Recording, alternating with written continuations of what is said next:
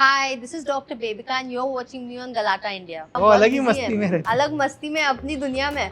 उसको बोलो बेबिका से हाथ पड़वाओ, उसकी फटके हाथ में। डरता है वो मुझसे, मैं नहीं दिखाऊंगा। So he had his tour, Dabang tour in Dubai, and I just rushed in like normal audience के जैसा घुस गई मैं और meet and greet में normal लोगों के साथ line लगाई मैंने कि मुझे बस मिलना है। And they're like, you've done a show with him. Why are you standing here? You can directly meet. No, I'm like, I'm sorry, I can't. That moment and the kind of sweet, adorable gestures he has, asking about you, asking about my dad, and then he did a little joke on me. I hope you're growing, not by size. I mean in life. Industry में काम मिलना कितना मुश्किल है? बहुत मुश्किल है। Bollywood is hard to crack. I believe there is an inside circle और उसमें ही रिवॉल्व होता है। नेपोटिज्म है, ऑफ कोर्स है, स्ट्रांगली है, बट मुझे लगता है कि नेपोटिज्म अगर है भी तो उसमें क्या बुराई है। जबरदस्ती अपने आप को ऑडियंस पे नहीं थोपना है। मैं फेम की भूखी नहीं हूँ। मेरे ऐसे ऐसे इंसिडेंट्स हुए ना रीडिंग्स के, आप हिल जाओगे कि बहुत खतरनाक मैंने रीडिंग्स की है, which I have never spoken on camera about because it's somebody's personal life. I did predict about Elvish in Big Boss that his wife or to be wife might have a previous relationship or previous टूटी हुई शादी. Okay. I did predict that, and she'll be a very cunning lady. I predicted that, for which I got a lot of negative backlash. Even he hated it. He hated the prediction. A crazy guy. He entered that community of apartments और वो मेरे को ना window से झांक के देखता था। He tried opening my door. So they have literally captured him on camera. Cameras. And what would I say? One night he entered my house. Hello, hi, आदाब, नमस्कार, सत श्री अकाल। आप देखना शुरू कर चुके हैं गलाटा इंडिया और मेरा नाम है अविनाश पाल। आज मेरे साथ जो शख्सियत मौजूद हैं वो सिर्फ एक्टर ही नहीं है, वो डॉक्टर भी हैं, एस्ट्रोलॉजर भी हैं। उन्होंने अपने इंस्टाग्राम पर साफ साफ ये लिखे रखा है कि भीड़ की भेड़ नहीं हूँ, भीड़ की भेड़िया हूँ। मेरे साथ हैं बेबिका धुर्वे। बेबिका, Thank you so much Galata for having me. Thank you for being with us. पहले तो ज़रा ये जो लाइन है ये क्या है, इसके पीछे का ज़रा ये समझा दीजिए हम लोगों को। ये लाइन ना मुझे बहुत स्पॉन्टेनियसली आई थी जब मेरा बिग बॉस शुरू हो रहा था और उससे पहले हमारे ना कुछ आप देखते रहेंगे ना बिग बॉस में हमारे एंट्री गाउन और एंट्री आउटफिट्स में पिक्चर्स और मीम्स होते हैं। वो ऐसे एक्सप्रेशंस या फिर ऐसे तभी वो जब मेरा शूट कर रहे थे ना तो तभी शूट करते करते थोड़े बहुत इंट्रोज ले रहे थे हमारे, तो वो स्पॉन्टेनियसली निकल आया और मैं खुद सोच में पड़ गई मैंने क्या बोल दिया। And the crew around me was shooting me got bonkers like oh wow. So भेड़ बकरी क्यों बनना है यार जब मैं भेड़िया बन सकती हूँ, और मैं हूँ भी नहीं भेड़ बकरी। तो भीड़ के हिसाब से नहीं चलती कि सब कर रहे हैं वो करो। हम वो भेड़िया हैं जिसका खौफ है और जो अकेले जीने में और अकेले अपने आप में रहने में बिल्कुल भी कतराते नहीं है। लोन वुल्फ वॉरियर नेचर है मेरा। See there's a saying that I would rather be a lone wolf who's hated by everyone than be a donkey who's ridden by everyone. True. वो गधा जिस पे सब बैठना चाहते हैं वो बनने से अच्छा है मैं वो भेड़िया बनूं जिसका खौफ है यार। आपने बिग बॉस का जिक्र किया, ये वर्ड सुनते ही जहन में अब क्या आता है? बहुत लंबी जर्नी रही, बहुत अच्छा रहा, बुरा रहा, उतार चढ़ाव रहे आम भाषा में। अभी पूरी जर्नी देख के इतना टाइम हो गया है, अभी जहन में क्या आता है ये शब्द सुनते ही? अभी जहन में यही आता है कि बिग बॉस तो कर लिया, बाद में एक सर्वाइवल विद बिग बॉस कर लिया in the jungle, reality Rani's of the jungle. तो वो भी तो बिग बॉस मिनी ही था इन द जंगल। उल्टा वो तो और डिफिकल्ट और चैलेंजिंग था। बिग बॉस में तो फिर भी लग्जरी एक आप बहुत ही बोलते हैं ना top notch with luxury facilities वाले आप घर में रह रहे हो। वो तो जंगल में फेंक दिया यार, हिमाचल के जंगलों में, वादियों में, बोलते हैं ना नदियों में और पत्थरों पे, पहाड़ों पे सोई हूँ मैं विदाउट क्विल्ट, विदाउट पिलो, बस हाइपोथर्मिया का शिकार बन के। और hats off to other girls as well who have gone through it all, मतलब they have also done so good. So हम सब लड़कियां रह चुकी हैं, तो हमने एक मिनी बिग बॉस क्रिएट किया है जंगलों में, जाके देखिएगा अगर जिसने नहीं देखा होगा। सो यही आता है मेरे माइंड में, ये तो चिपका हुआ है मेरे साथ अभी। जब भी कोई भी रियलिटी शो का जिक्र होता है दर्शकों के जहन में पहली चीज़ आती है कि भाई साहब स्क्रिप्टेड है, या बहुत सारी चीज़ें ऐसी दी गई होंगी कि ये आउटपुट निकले। कितना स्क्रिप्टेड होता है? हकीकत में कुछ ऐसा फोर्स किया जाता है या प्लान किया जाता है कि हम इसको ऐसे दिखाएं कि ये तरीका यहाँ तक पहुँच जाए? देखिए बिग बॉस तो स्क्रिप्टेड नहीं था। मैंने वो शो किया, स्क्रिप्टेड नहीं था। और शायद कुछ कंटेस्टेंट्स को हिंट दी जाती होगी करना क्या है, हमें तो नहीं दी गई भाई, मुझको तो कभी बताया ही नहीं गया करना क्या है। रियलिटी रानीज में भी मुझे कभी कोई स्क्रिप्ट नहीं दी गई, मुझे कभी नहीं बताया गया था करना, क्योंकि मैं इतनी ऑर्गेनिक हूँ। उन वो मुझे छोड़ देते हैं ओपन कि भाई तेरे को ज़रूरत ही नहीं है। बट कुछ होते हैं निठल्ले लोग जिनको पता नहीं करना क्या है ज़िंदगी में या शो में, या जिनका अपना स्पाइन ही नहीं है, जिनकी अपनी पर्सनैलिटी, जिनकी पर्सनैलिटी वीक होती है ना, उनको आके स्क्रिप्ट दी जाती होगी। तो हो सकता है कि उनको आके कुछ भड़काया जाता होगा या बोला जाता होगा भाई निठल्ले ऐसा तो कर ले। तो इसी वजह से शायद वो शो का भी नाम स्क्रिप्टेड के फॉर्म में आ जाता होगा। कोई निठल्ले का नाम जहन में आ रहा है? बहुत लोग हैं यार, कितने कितने ऐसे रियलिटी शोज है वहाँ दिखता है कि यार इंटेंशनल बिहेवियर है विथ बिटर इंटेंशन कि अरे यार जानबूझ के कैमरा में दिखने के लिए, या फिर किसी स्ट्रॉन्गर पर्सनालिटी को प्रोवोक करूंगा तो ही मेरा वजूद बन पाएगा। तो ऐसे बहुत से शोज है, इवन खतरों हुआ, फिर अभी ये रिसेंटली रील्स आ रही है, वो हो रहा है, तो वो दिखता है इंटेंशनल स्क्रिप्टेड बिहेवियर है।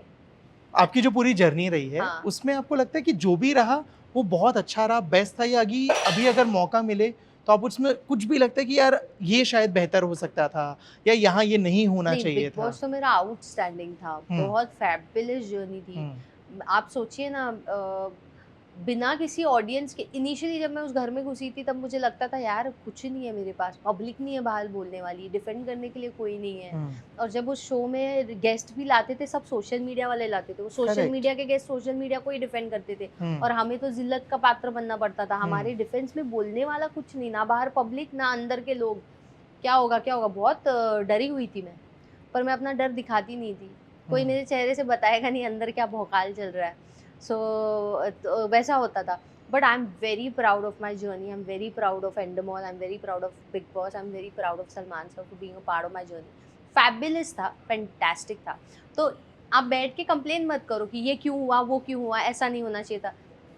जो हुआ किसी रीज़न से हुआ, और उससे उभर के आप जितना आओगे उतना टफ बनोगे, और आपका टफ साइड दिखेगा, क्योंकि दुनिया टफ लोगों के लिए ही बनी है। The weaklings are thrown out very easily, so be the toughest you can B.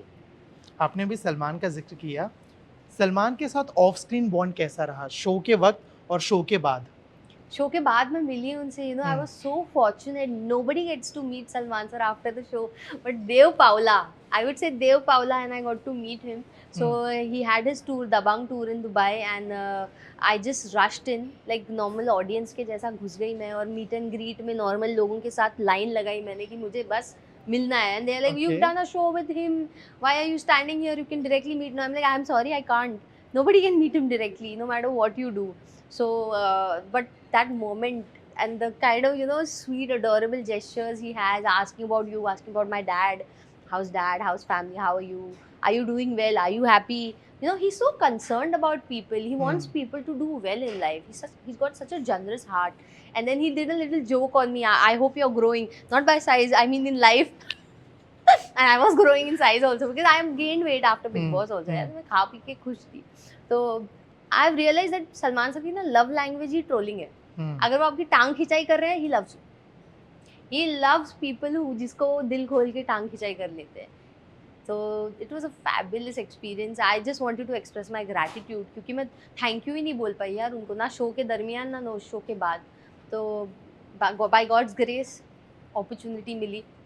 अभी तो मैं सोचूं मैं उनके घर के बाहर जाके ऐसे खड़ी हो जाऊं, मुझे काम दीजिए सलमान सर, मुझे आपके साथ काम करना है. I literally can do that also, I swear. Industry में काम मिलना कितना मुश्किल है? बहुत मुश्किल है. Bollywood is hard to crack. I believe there is an inside circle, और उसमें ही रिवॉल्व होता है. नेपोटिज्म है, ऑफ कोर्स है, स्ट्रांगली है.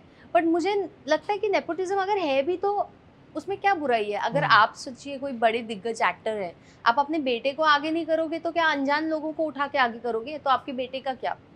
वो बचपन से देख रहा है कि मेरे पिताजी इतने बड़े एक्टर है, इतने बड़े प्रोड्यूसर है, डायरेक्टर है, उसको सेट पे आना जाना, वो चकाचौंध उसमें घुस गया है. और वो जेनेटिकली भी उसमें कुछ गुण आए होंगे ना, जेनेटिक टैलेंट भी आता है. There are such brilliant examples of nepotism like Ranbir Kapoor, Alia Bhatt, Akshaye Khanna. There are such brilliant gemstones, they have come out of nepotism. So why are you guys against it? There is a lot that astrology में nepotism है मेरी life में, क्योंकि मेरे पापा का नाम astrology में बहुत बड़ा है और मुझे वो गुण मिले हैं. अगर मैं उनके खानदान में पैदा नहीं होती, मैं एस्ट्रोलॉजर नहीं बनती यार. मेरे में वो जेनेटिकली नहीं आता. तो मेरे को तो ब्लेसिंग लगती है कि मैं उस घर में पैदा हुई ना। तो आपको भी मेरे रूप में एक जवान और अच्छी एस्ट्रोलॉजर मिल रही है ना, जो आगे जाके अपने फादर की गद्दी चलाएगी। वो क्यों मिल रही है? Because I was born to that person ना। सो हमेशा nepotism is not bad, there are very brilliant personalities coming out of nepotism. So genetics do play a role. Astrology हो गया, डॉक्टर हो गया, डेंटिस्ट हो गया, एक्टिंग क्यों?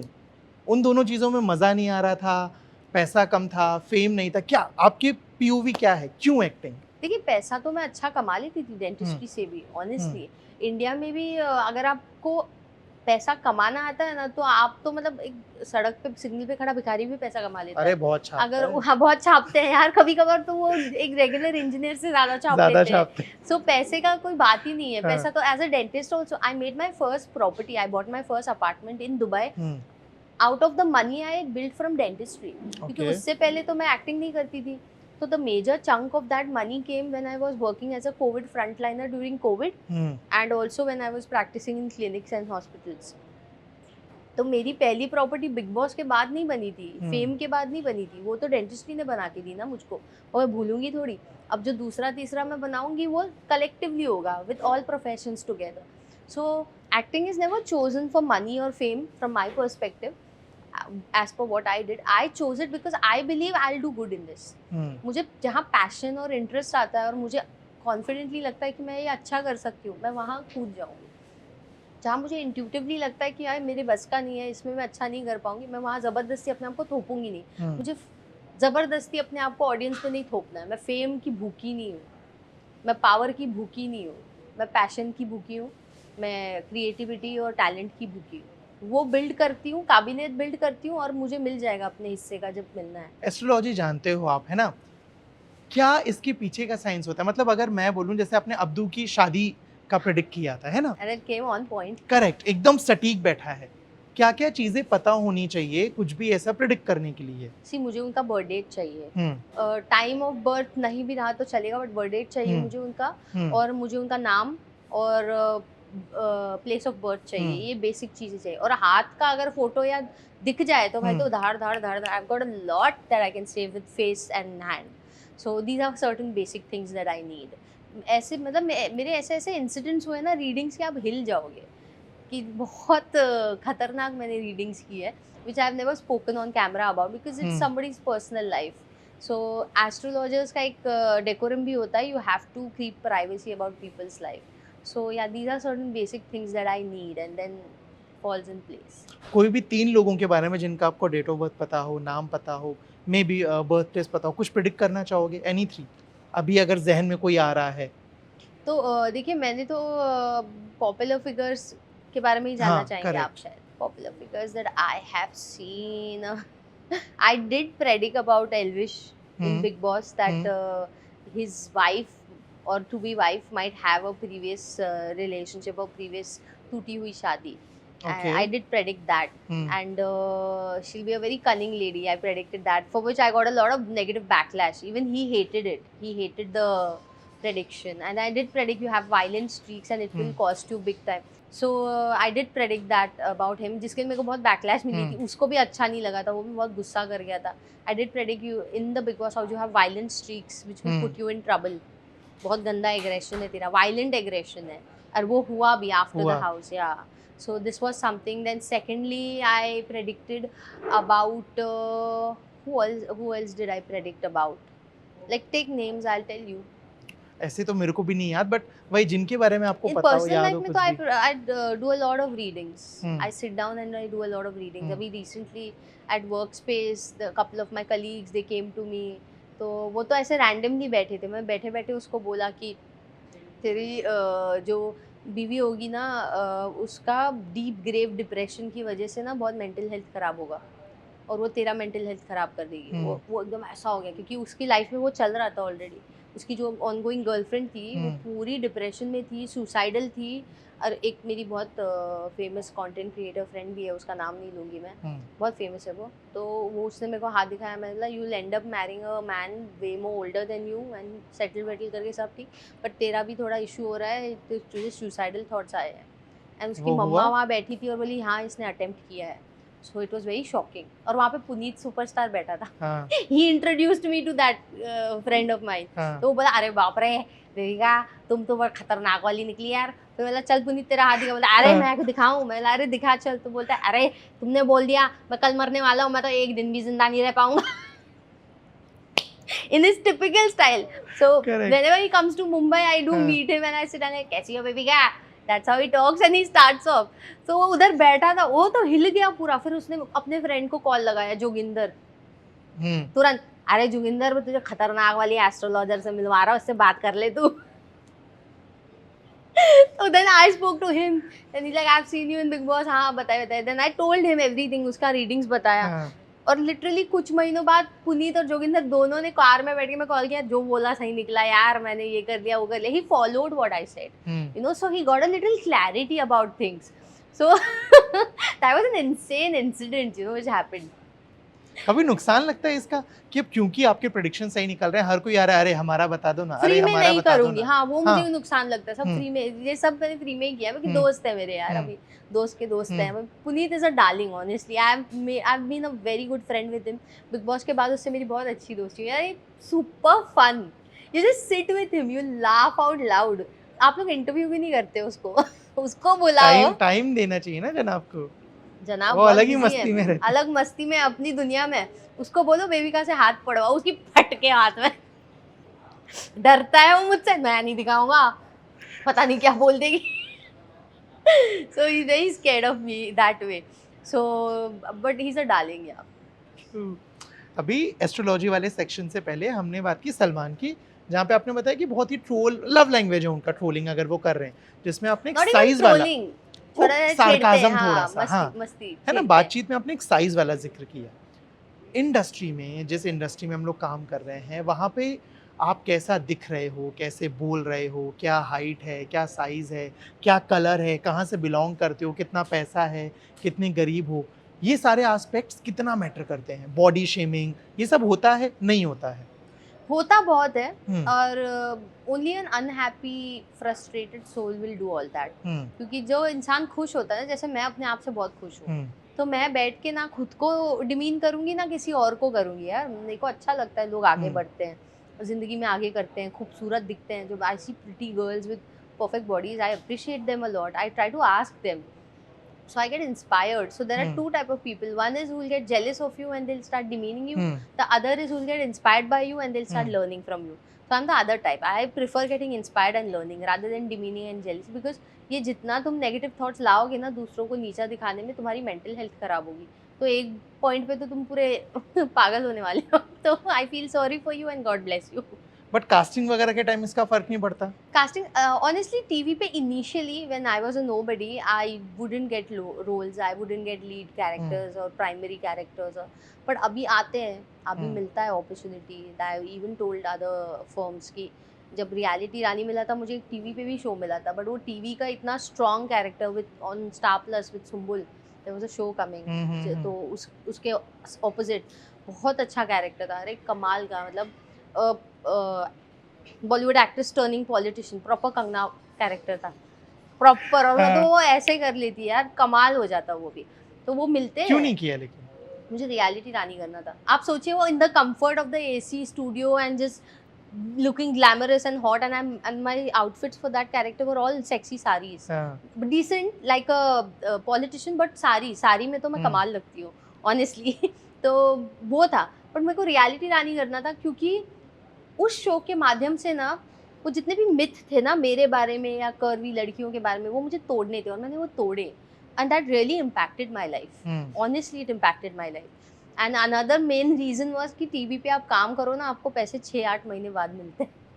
हाँ, ये मैंने भी सुना है, तो पेमेंट अटक जाता है। तो मेरे को वो सब नहीं झेलना यार। हाँ। मेरे को, मैं बात बताऊँ आपको, मैंने बिग बॉस किया, उसके एक महीने से भी कम टाइम में मेरे को पॉइंट पैसा आ गया। मैंने रियलिटी रानी किया, सब स्मूथ किया हर मामले में। तो मुझे वो नहीं पसंद कि 6-8 महीने आपने काम कर दिया, आपने परिश्रम कर दिया, अपना वक्त दे दिया सब, और बस ऐसे बैठे रहो कब पैसा आएगा। तो मुझे वो बात थोड़ी खटकती है टीवी की। But there are certain shows also which pay on time, तो hopefully I would really love such opportunities please. तो वो भी एक रीज़न था। एंड सेकंड, रियलिटी रानी से मुझे एक मिथ तोड़ना था जो मैंने तोड़ा। आप सोचिए, एक कंफर्टेबल ग्लैमरस कैरेक्टर को छोड़ के मैं हिमाचल के जंगलों वादियों में, में पहाड़ों पड़ी में हो, हाँ। गिरने पड़ने, खुद को चैलेंज करने, खरोचे, ट्रॉमा, तपती धूप, औरतों की जिल्लत, आउटकास्टिंग कि ये सबसे मोटी है, इसको पहले बाहर करो, वो हुआ है मेरे साथ। तो वो सब झेला मैंने, बट वो शो किया।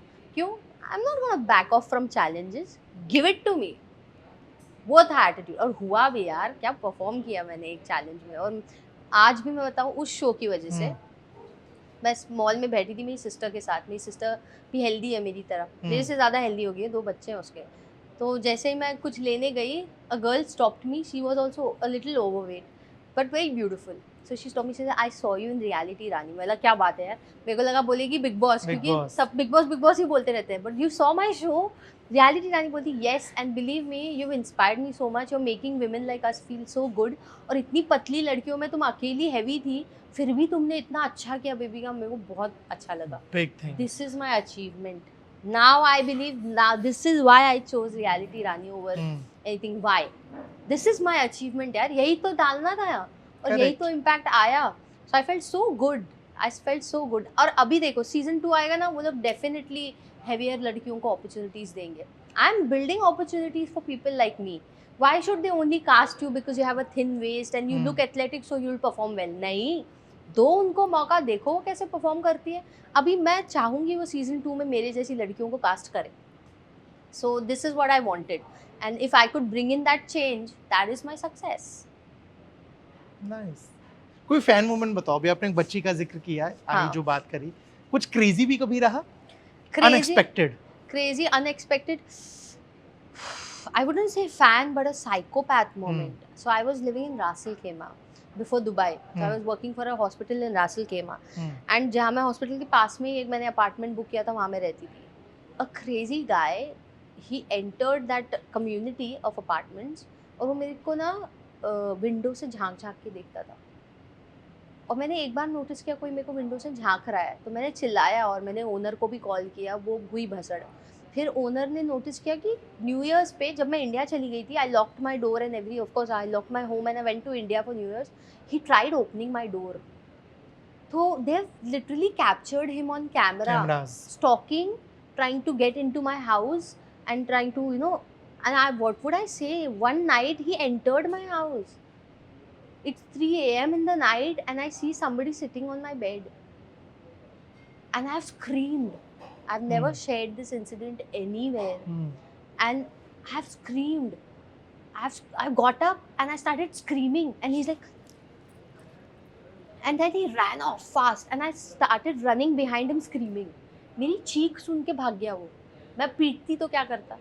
सोचो, मेरी आवाज़ सुन के फट गई उसकी. अगर मैं मारने पीटने पे उतर आती तो क्या होता? बट मैं ट्रॉमेटाइज हो गई उस इंसिडेंट से. पुलिस कंप्लेन किया? पुलिस कंप्लेन किया, वहाँ पुलिस आई, एंड यू नो यूएई का police, and the owner of the apartment didn't wanted a भसड़, so he was not giving me the footages of that man running और anything.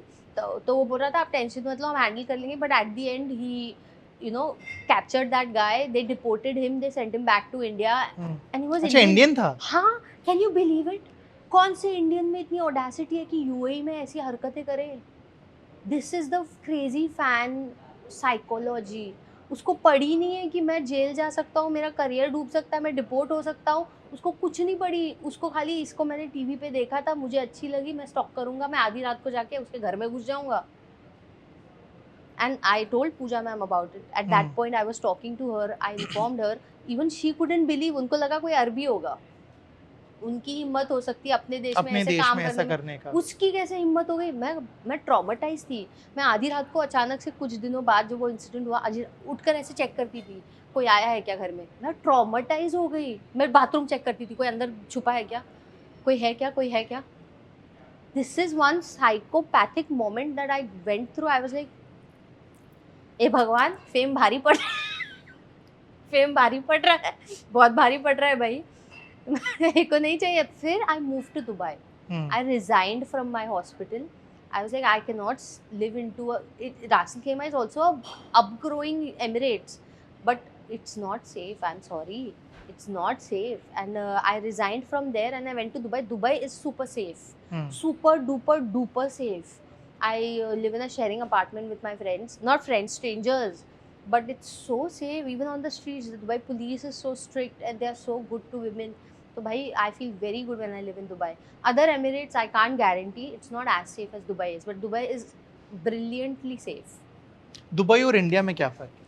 India safe नहीं है, sorry. India में कोई भी किसी को कुछ भी बोल सकता है, कमेंट सेक्शन में, स्टोरीज में, पर्सनली भी, और उसका कुछ नहीं हो सकता। वहाँ कोई मुझे बस एक शब्द भी बोलने की कोशिश करे, इवन ऑन सोशल मीडिया भी, अरे झंड कर सकती हूँ मैं उसकी लाइफ, झंड, बर्बाद हो सकता है वो इंसान। Nobody can do anything to anyone. Social media पे the police complaint होगी, people will call them on there itself, and they'll be confronted, they'll be put in jail, or they'll be put with hefty fines, like lakhs and lakhs of dirhams, thousands of dirhams of fine.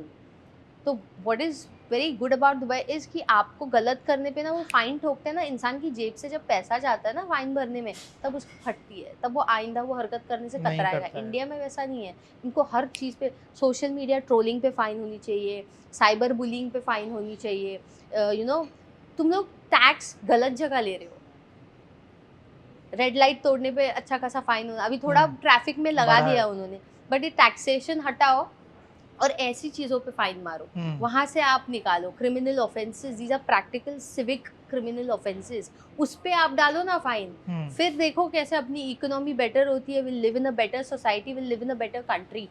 क्या खाने पीने की चीज़ों पे, मुर्दों पे tax यार, अब किसी मुर्दे का मतलब फ्यूनरल है, आप एक डेड बॉडी फ्यूनरल है, उस पे टैक्स, हाँ, पानी पे टैक्स, हवा पे भी लगा दोगे क्या एक दिन? कितना बुरा लगता है यार, आप गलत जगह टैक्स लगा रहे हैं। I would suggest they should put tax on these things: cyberbullying, trolling, and ruining someone's mental health and other criminal offenses. वहाँ पे hefty tax लगाओ, देखो लोग सुधर भी जाएंगे और गरीब बेचारा ढंग से जी पाएगा। जब सोशल मीडिया पे बॉडी शेमिंग को लेके कमेंट्स आते हैं, बहुत आते हैं, आपका सोशल मीडिया में देख रहा था बहुत सारे, जहाँ प्यार मिल रहा है वहाँ पे ट्रोल भी हो रहा है, उसका असर मेंटली पड़ता है, इफेक्ट करता है या फिर अब नहीं पड़ता है? देखिए मेरे को तो नहीं करता, क्योंकि मैं अपने आप से बहुत प्यार करती हूँ। So somebody who loves themselves, they'll not allow that negativity around them to get into their skin. So फर्क नहीं पड़ता, but of course I get infuriated, and even if I think of taking legal actions against certain people, it's very difficult in my country. You know, a lot of I still remember when I was coming out of Big Boss and I realized that popular YouTubers have trolled me and done all this. I wanted to take legal actions against them. But जब मैंने देखा ना कि बड़े से बड़े hero heroines को भी ट्रोल कर देते हैं, वो भी लीगल एक्शन ले रहे हैं, फिर भी कुछ नहीं हो पा रहा है ना, तो फिर मैं क्या कर लूँगी? और फिर मैंने बोला यार, तो दुबई बेटर है यार मेरा, वहाँ किसी की हिम्मत ही नहीं होगी मेरे को कुछ बोलने की यार। तो इसीलिए it is also one major reason, like you are giving me a lot out of everywhere, पैसा ज़्यादा दे रहे हो आप, स्टैंडर्ड ऑफ लिविंग अच्छी दे रहे हो, टैक्स है ही नहीं, फिर भी मुझे अच्छी स्टैंडर्ड ऑफ लिविंग मिल रही है, अच्छी सड़कें, अच्छी फैसिलिटीज़, अच्छा ट्रैवल, अच्छा बोलते हैं ना इकोनॉमिक ग्रोथ दिख रहा है, इंडिविजुअल ग्रोथ दिख रहा है, पर टैक्स नहीं मांग रहे हो, तो मैं ऐसी जगह जाके रहूँगी ना, तो इसीलिए आई हैड टू मूव। आपने इन सारी चीज़ों का जिक्र किया, मुझे आपका एक कमेंट याद आया। हाँ। अभिषेक मल्हान की वीडियो पे आपने अभी किया था, the real heroes never record their deeds on camera. Very true. सच है कि नहीं है?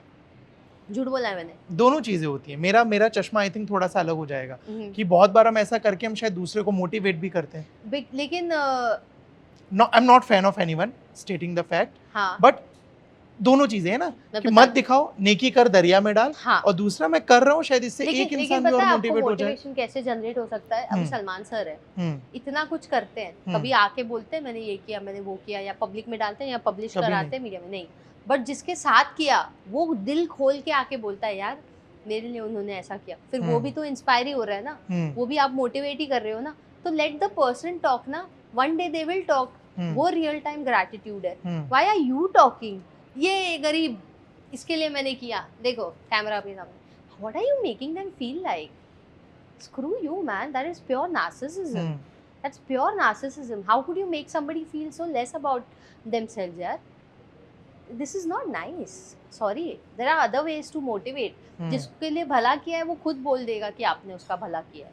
You don't have to go out there and speak about yourself. Not nice. Abhishek Malhan के बाद एक दूसरा नाम है आसिम रियाज। अभी जो भी कंट्रोवर्सी चल रही है, आपने उसमें कमेंट किया लोन वुल्फ। या कैसे देखते हो इस पूरे विवाद को, इस पूरी चीज को? आसिम के फैन लाइक फॉलोअर्स भी बहुत हैं, फैंस भी बहुत हैं, ट्रोलर्स भी बहुत हैं। ट्रोलर्स तो मैंने देखे नहीं। अब तक मैंने जो रील्स देखी है मैंने उसके हित में, उसके सपोर्ट में, उसके अपलिफ्टमेंट में ही देखी है। आई have seen people loving him a lot, even his haters have turned his lovers, because I believe he is very strong. I've been a fan of him when I saw his. I didn't see his season, but I've seen his reels and all. So in that entire house, only Asim was the one who stood up against a strong personality like Siddharth Shukla. And then they turned bestest friends also. So you see that man has all potentials. He can be. जब दोस्त बनने पे उतरेगा तो आपका एकदम कमाल का दोस्त भी बन सकता है वो इंसान. तो आप उस पे भी तो गौर कीजिए ना. And I believe finally उस प्लेटफॉर्म पे कोई रियल टाइम स्ट्रॉन्ग मैन मिला जो बाकी लोग हैंडल नहीं कर पाए. तो इसी वजह से ही had to step out. And जिस जगह आपको लगता है कि स्क्रिप्ट बन रही है, फ्रॉडुलेंस हो रहा है, फेकनेस हो रही है, या वो जगह उस जगह के स्टैंडर्ड्स गिर रहे हैं या डिसरिस्पेक्ट हो रही है, उठ के निकलो. एक अक्लमंद इंसान की निशानी है वो. तो मुझे नहीं लगता उन्होंने कुछ गलत किया है. सोशल मीडिया से जो फेम मिलता है कितना टिकता है? एग्जाम्पल, अभी हाल फिलहाल में कुछ एक्ट्रेसेस हैं, तान्या चटर्जी, कंगना शर्मा और भी 3-4 जो दिखती हैं, उनके कपड़ों की वजह से उनके वीडियोस बहुत वायरल होते हैं.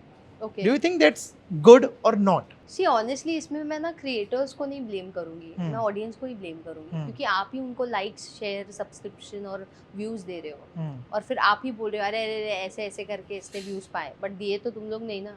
तो audience is very double standard. Audience में बहुत डबल स्टैंडर्ड्स है. एक पॉइंट पे चढ़ाते हैं फिर गाली भी देते हैं. तो ये गलत है ना. आप बोल रहे हो ये लड़की ऐसे कपड़े पहन के इसलिए इसको मिल रहा है, पर दिया तो आप लोग नहीं ना. So who are you to blame now? आपके वीडियोस देखे हैं बहुत सारे, आप मजेदार बनाते हो. जैसे अभी शूट के पहले भी आप वीडियो बना रहे थे. क्या पीछे कितना मजा आता है? मुझे अच्छा लगता है. मैं कॉमिक वीडियोस बनाना पसंद करती हूँ. मैं ऑनेस्टली समझती हूँ कि मैं ग्लैमरस आउटफिट पहन के स्टूडियोज में एस्थेटिक वीडियोस बनाऊंगी, उसको रिस्पॉन्स नहीं आता. बट जब मैंने थोड़ा कॉमिक वीडियो, डायलॉग डिलीवरी या एकदम ऑर्गेनिक वीडियो बनाया, उसको रिस्पॉन्स आता है. सो हाँ, I am working on my social media game because I am not a social media person. I am an actress, I am a professional actress. तो मैंने कभी सोशल मीडिया के माध्यम से अपने आप को फेमस किया ही नहीं. बट अब मुझे थोड़ा सीख रही हूँ मैं, करना पड़ेगा क्योंकि you part of the business now, तो you have to be there. So कुछ ना कुछ डालना पड़ेगा. एक दिन रील नहीं डाली तो रीच गिर जाती है. और सोशल मीडिया प्रेशर है सोशल मीडिया का बहुत बहुत. जैसे वो आपको झंझोड़ देता है, आपको बाउंडेड कर देता है. पैसा भी मिल रहा है ना, तो ब्रांड से पैसे भी मिलते हैं, तो इंसान को एक्टिव रहना ही पड़ता है. सोशल मीडिया की रीच अच्छी होनी चाहिए, लाइक्स अच्छी होनी चाहिए, अच्छा होना चाहिए. तो वो प्रेशर की वजह से, और मेरा ऐसा ना, मैं 10-10 दिन तक कुछ ना भी डालूं, ऐसा भी होता है, मेरी रीच पूरी गिर जाती है. Correct. फिर वो टेंशन आता है, उठाना फिर उसको बहुत मुश्किल हो जाता है. मुश्किल होता है. तो सीख रही हूँ इन द प्रोसेस. आपका एक ऐसी मैंने वीडियो देखा था जिसमें आपके एक्सप्रेशंस हैं और पीछे वॉइस ओवर है, व्हेन उस पर टेक्स्ट है, when you notice a good looking guy but he earns less than you. या रिलेशनशिप में, मोहब्बत में, प्यार में, पार्टनर का पैसा कितना इम्पोर्टेंट है बहुत इम्पोर्टेंट है. I have a psychology where I believe you should settle with somebody who's equal to you or more than you. Don't settle for less. Don't settle for less because दोनों में से कोई एक भी कम होगा ना, चलिए, the male at least has to be equal or more. The man earning less is not a good thing because वहाँ पे ना then clashes आ जाते हैं. Male ego is more problematic. Females में ego होता नहीं है. Females are like more flexible, understanding and compassionate. Men are not. Men have a lot of ego. तो वो सब झेलने से अच्छा है मैं किसी ऐसे इंसान के साथ रहूँ ना जो मेरे बराबर है या मुझसे ज़्यादा है. I am very happy if my man makes more money than me. I am very happy if he is more responsible and वो राजा बने और मैं उसकी रानी बन के मौज करूँ. So रानी secretively strong होती है. So I don't mind that. मेरा ऐसा नहीं है कि मेरे पैसे ज़्यादा हो, मैं इससे ज़्यादा हो. Please, you can't do that to your partner. You have to compliment your partner. You can't compete with your partner. Competition नहीं होना चाहिए. But the man has to make more than the woman or equal to the woman. ये तो मतलब होना ही चाहिए for a successful relationship. विवादों का करियर पे असर पड़ता है? कभी ऐसा हुआ है कि कोई कंट्रोवर्सी से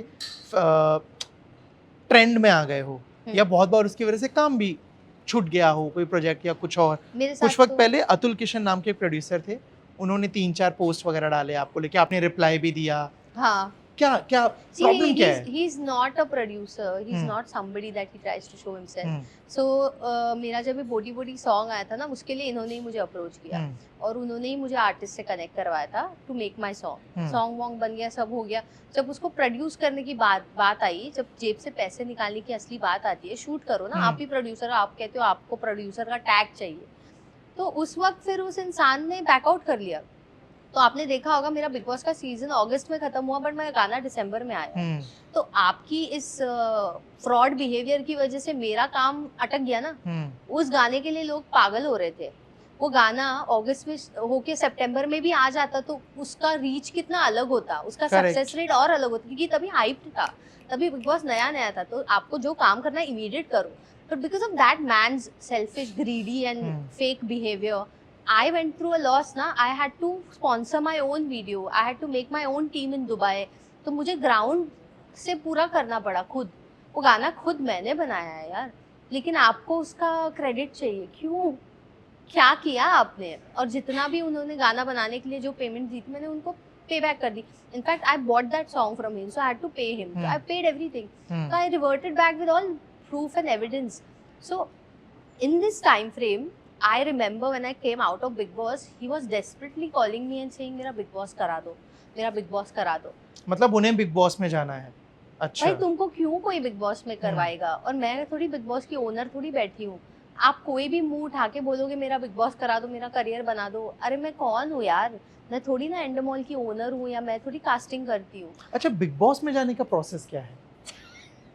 कैसे जाते हैं? फॉलोअर्स अच्छे होने चाहिए? पता नहीं। आपका क्या था? मैं ऑलरेडी एक टीवी एक्टर थी। मैंने ऑलरेडी जी टीवी पे 2 साल तक एक सुपर हिट सीजन का, मैं सुपर हिट शो का मैं हिस्सा हूँ। बालाजी टेलीफिल्म्स का शो है भाग्य लक्ष्मी, वो अभी भी चल रहा है। सोचिए वो इतना ब्रिलियंट शो है, इतना आउटस्टैंडिंग शो है। तो जब मैं थी तभी तो और अच्छा था, क्योंकि तभी तो हमें बैक टू बैक जी रिश्ते पे अवार्ड्स मिलते थे। तो मैं बहुत ही प्राइम कैरेक्टर प्ले करती थी, विच वाज हीरोज सिस्टर। तो मैं ऑलरेडी टीवी पे आ चुकी थी, 30-40 हज़ार फॉलोअर्स हो चुके थे, और उसी सेट पे बिग बॉस का सेट था। तो मैंने जाके अपनी अपॉर्चुनिटी क्रिएट की है। मैंने वहाँ जाके क्रिएटिव्स के नंबर्स की भीख मांगी है, और मैंने क्रिएटिव्स को भीख मांगी है कि मुझे एक ऑडिशन दे दो। आई वुड से भीख is the word. I have bagged for audition opportunity, I have bagged for बोलते हैं ना कि एक जो भी प्रोसेस है, मुझे नहीं पता था क्या था। दे सेड कि जब होगा तब बताएंगे। तो कम से कम 1 साल या 8 महीने बाद कुछ they called me, they said जून में आ रहा है, बट मई एंड में उन्होंने मेरा ऑडिशन दिया है। 6 rounds of auditions they took. I spoke to everyone. और क्या होता है बिग बॉस के ऑडिशंस में? So I don't know about others, सब अपना एक्सपीरियंस बताएंगे। मेरा क्या था कि मेरी पर्सनालिटी पॉपुलर नहीं थी, but they were trying to analyse my personality. Of course they want to see if you are entertaining, if you are strong, if you are honest, if you are opinionated, if you are real, and if you can add value to the show. So these are certain things that they look at. But मेरा क्या था, I was an astrologer, so they don't wanted to see if we can use your skill set of astrology in the show or not. तो मेरे को तो कम से कम 30 से 40 लोगों की फेस रीडिंग करवाई है। उन्होंने एनालाइज किया है कि ये कितनी अच्छी एस्ट्रोलॉजर है, कितना सच बोलती है। You get my point? Face reading करवाई है। Yes. Okay. Everyone, जो भी मेन जो creatives बोल सकते हो, शो मेकर्स बोलते थे, made me read everyone. But what they really loved about me, I was entertaining them while I was face reading them, and I was very on point. मेरे को डर नहीं था, मैं बेखौफ थी और मैं ऑनेस्ट थी।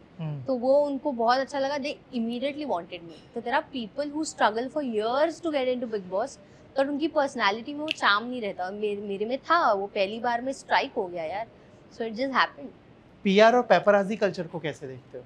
ये बहुत इम्पोर्टेंट है आर्टिस्ट की लाइफ में और सोसाइटी की लाइफ में, बहुत इम्पोर्टेंट है। पापराजी भी इम्पोर्टेंट है, रेलेवेंट रहते हैं ना हम लोग। मेरी स्पॉटिंग होती रहेगी तो लोगों को याद रहेगा कि मैं जिंदा हूँ।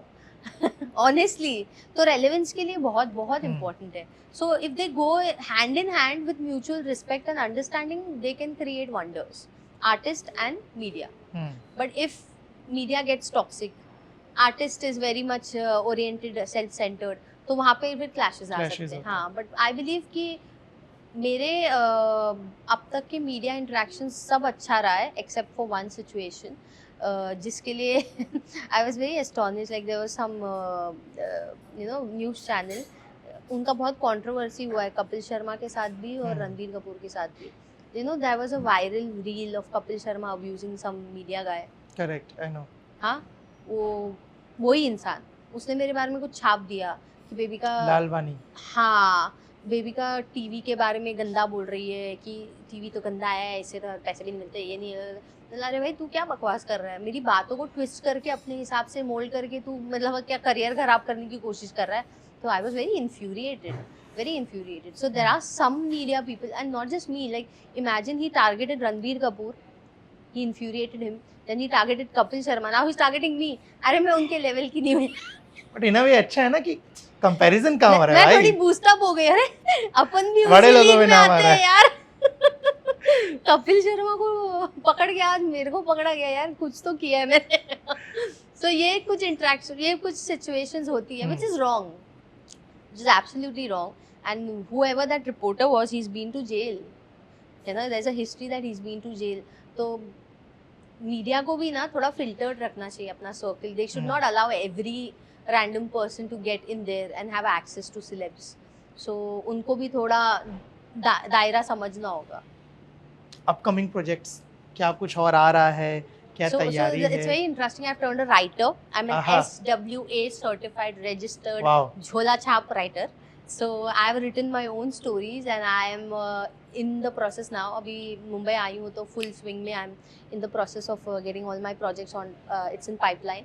I've got a very brilliant director on board and I'm looking for more star cast, good star cast. Approaching studios. So hopefully things are falling in place. होगा. Thank you so much for the time and all the very best. Thank you so much.